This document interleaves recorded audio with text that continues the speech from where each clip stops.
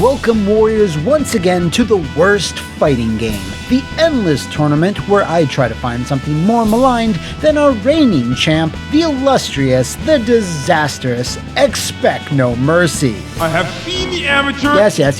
This week, to properly give our champion a real workout, and because there's some new Transformers movie out, I don't know, I'm just gonna see Spider-Verse a third time instead, we're gonna be holding a 2-on-1 handicap match, pitting two distinct but similar games up against the champ in a clash of climactic crappiness. Now, who exactly is brave or devious enough to square up with the cheaply dressed martial artists of Expect No Mercy? Well, that would be the mighty McMuscles and the problematic Predacons, who both appeared in 1999/2000's Beast Wars Transmetals, or Beasties Transmetals, for all my fellow Canucks out there. Now, I'm going to be upfront here. Back in my short pants wearing days, I rented the N64 version from my local Buster of Blocks, just the one time, as I was so aghast at how abjectly terrible it was. I was a pretty big fan of the CGI show, you see, so being able to play as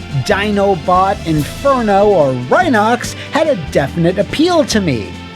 Just imagine how disappointed I was. And it's with that piece of history which leads us to today, because this game, Beast Wars Transmetals, partially inspired the creation of this very show, along with Criticom, of course, because my flabber was fully gasted once I slapped this piece of slag into my N64 back in 2000. I remember hating the shit out of this thing as a kid, finding it a chaotic, ugly mess with no rhyme or reason to its gameplay, which quickly delegated it to the darkest recesses of my memory palace. Then, about a year ago, I found out there was a PlayStation version of the exact same concept, complete with a different roster, modes, and mechanics, which was quite shocking to me. So we have one version of a bad game I'm not familiar with at all, and one other that I'm way too familiar with, to the point that I wish I wasn't.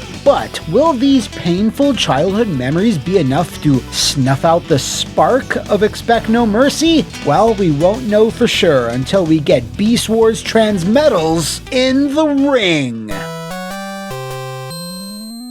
Takara, the rights holders/creators of Transformers in Japan, published Transmetals in 1999, while Bay Area Multimedia, or BAM Entertainment, the publishers of much hot garbage throughout the late 90s and early 2000s, handled the North American distribution. To be fair to BAM, they also very occasionally picked up some decent stuff, like a few random Fire Pros, Way of the Samurai, and the PS2 classic Bujingai. As to who developed both versions of Transmetals, well, that's a bit more mysterious. Apparently a studio named Locomotive handled the N64 version, but I thought they were just a localization company. But no, apparently they were the main studio, while another company by the name of Wave Edge were on PlayStation duties. But there was also a third company named, Genasia.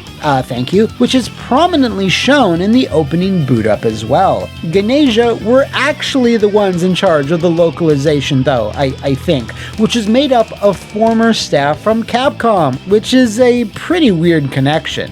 It seems that Locomotive were responsible for a number of dismal Virtual Boy games before producing N64 titles like Aero Gauge and Penny Racers, which explains a lot, as we'll see. Wave Edge was a studio under the Takara umbrella already, and before they were consolidated and dissolved in the early 2000s, they also did let her rip on the PlayStation with one of the earlier Beyblade games. I mentioned Blockbuster earlier, if you'll recall, and that's because the N64 version was, for a time at least, a rental exclusive. Now, no hate on Final Fight Guy or Clay Fighter Sculptor's Cut, but being a Blockbuster exclusive was a red or at least a pink flag, as it usually meant that a publisher had little to no faith that a particular game had a chance at recouping the costs of what it would have taken to distribute it to retail stores. Maybe because the PlayStation had such a commanding lead by 1999 that it was saved this particular shame, but only BAM Entertainment knows for sure. Now, around 2001, there was allegedly another Beast Wars game planned for the PS2 that has zero surviving media. In fact, we don't even know what genre it was going to be in before it was mysteriously canned. My theory? They were going to base it on Beast Machines, but once they actually saw Beast Machines, they, noped out. I mean, wouldn't you? And really, that's the history of Beast Wars Transmetals, I think. Wait, no, there's also... No, that's not really a thing. Okay, look, I'm just trying to delay things a little bit, because I really don't want to have to start talking about the...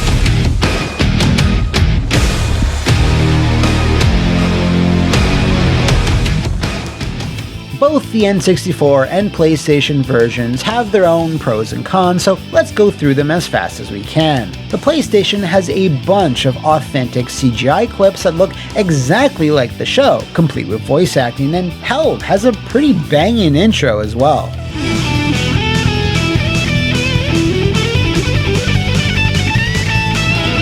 The N64, meanwhile, has none of that, and instead a lot of text. Like, yeah, that's a cart limitation, but damn, they couldn't have just recorded some extra voiceovers for these text crawls? Menus and UI are also pretty terrible no matter the version, but the PlayStation fares slightly better here, as it doesn't have all those annoying bleeps and bloops of the N64, which sound really, really out of place. Like, just listen to this.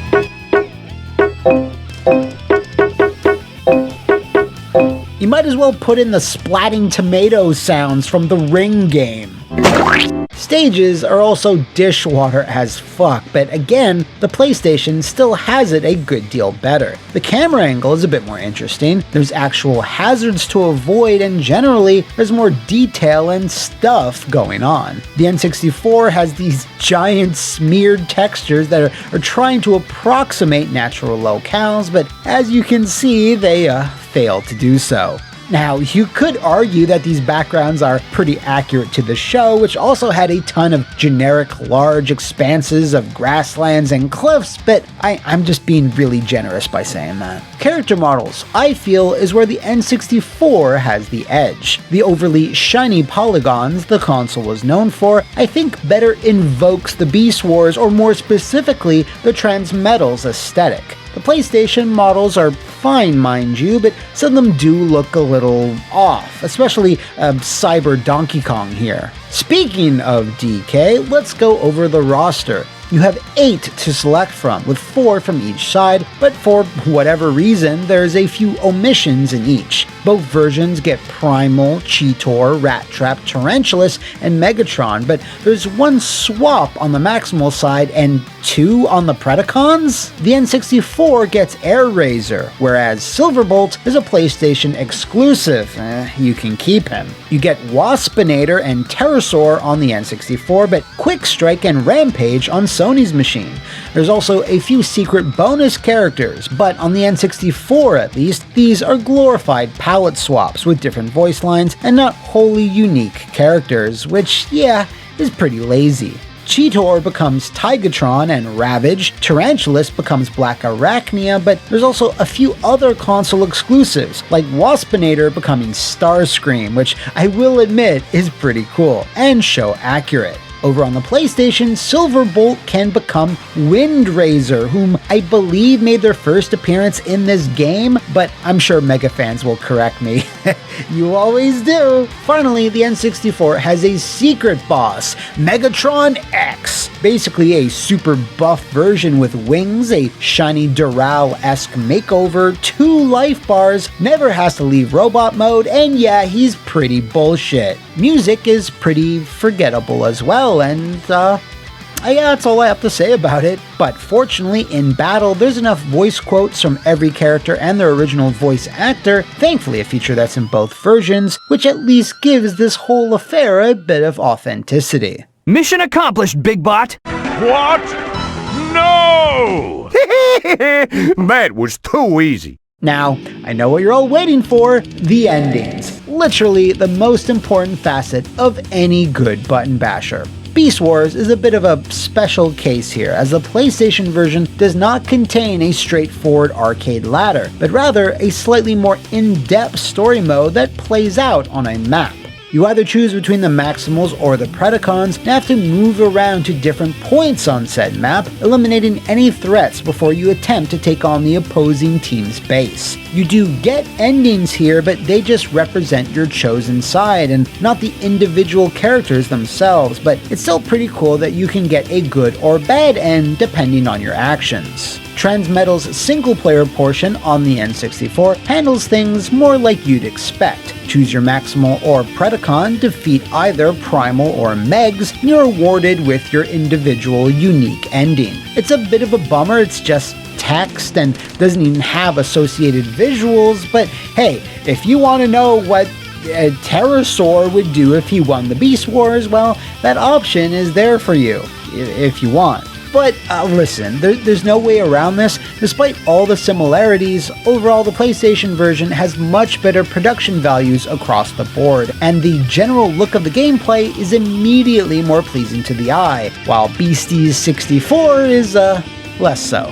It barely looks finished even, it reminds me of some random video game a kid would be playing in the background of, I don't know, the Lawnmower Man. As we move on, you best strap yourselves in though, because this same gulf in quality is going to split further apart once I start breaking down the...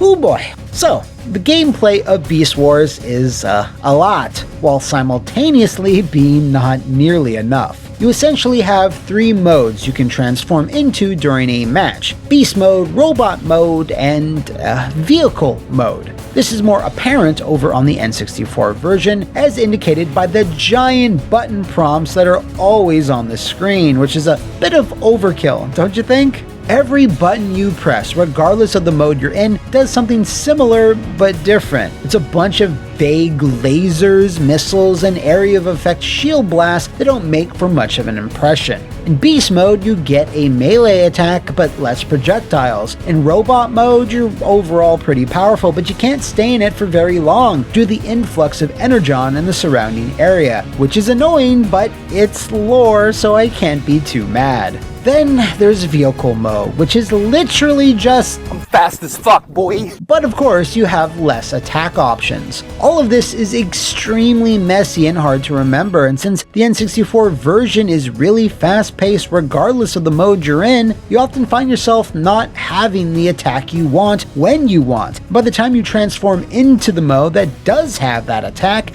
it's already too late. While I use Button Basher as a term of endearment, it's really an accurate descriptor for Transmetals. You keep mashing shit until you find a good long-range attack, and spam it until you win the round, and you have enough footage for your YouTube video. So suffice to say, this plays terribly. You know what would have been better? Bloody Roar! Just imagine a solid 3D fighter with Beast Wars characters where when you're powered up, you can transform into Beast Mode. Like, I'm giving you gold here! In contrast to the mess that is this N64 version, the PlayStation iteration is much slower, more deliberate, and therefore a good deal better. Vehicle Mode is actually more of a dash while you're in Beast Mode, which is easier to remember, and you do have a better selection of distinct melee attacks, which can then also lead to some limited juggle opportunities. You also have a super attack that changes depending on whether you're a beast or a robot, and hell, you can even combo into these, and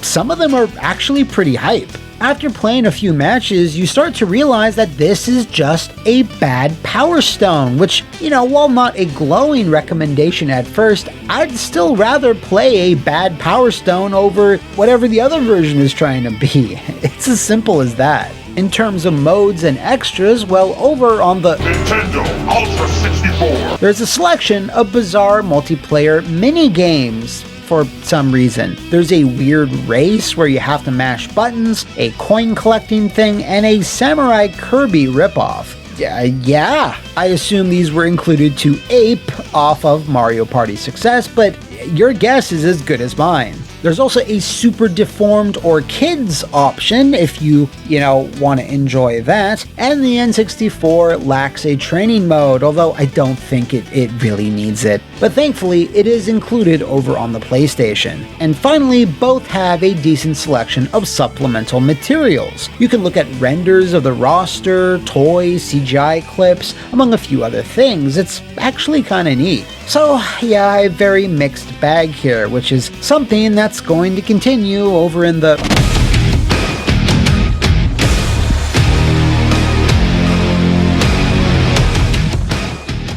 I already touched upon this, but the N64 version is fast to the point that it's a detriment to the game, as you barely feel like you have any control over your transformer. When you're in vehicle mode, it's more akin to a racing game than anything else, which I guess is that penny racer's acumen. But regardless, every character in every mode feels pretty squirrely. And as far as I know, not one protoform ever scanned a squirrel during the show's run, so explain that to me! The PlayStation Beast Wars, however, is a lot more calm, relaxed, and just feels better to play. Moving around your Maximal and or Predacon has the appropriate weight and heft you'd expect, and I mean, yeah, it's still pretty janky, but it's the type of jank you can get used to. Honestly, neither has the worst game feel I've ever felt, but they're also obviously far from the best, so where exactly does that leave us?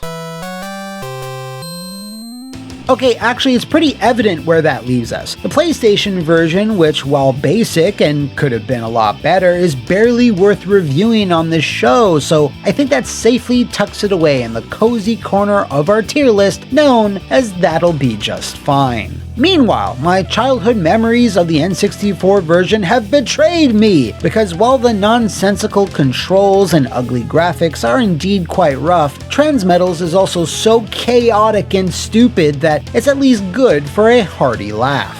I think at the time of release it boiled my piss so much because I was a fan of the show, but in 2023 it's so ridiculous and plays so poorly that I actually take pity on it. So much so that I'm going to be placing it in the close but not quite tier. But for those out there that are still curious about it, absolutely do not spend money on this cart if your intention is to play and enjoy it, cause you won't. But hell, feel free to emulate it, cause it's that unhinged. So yeah, I was expecting something maybe approaching the worst, but it's merely just bad. So add another one to your body count, expect no mercy, as you are safe for another day. And if you out there want to push other hapless victims into our ring, do let me know in the comments below or sound the battle gong over on my Twitter. Until then, warriors, roll out, or maximize, or whatever, and I'll see you next time on the worst fighting game.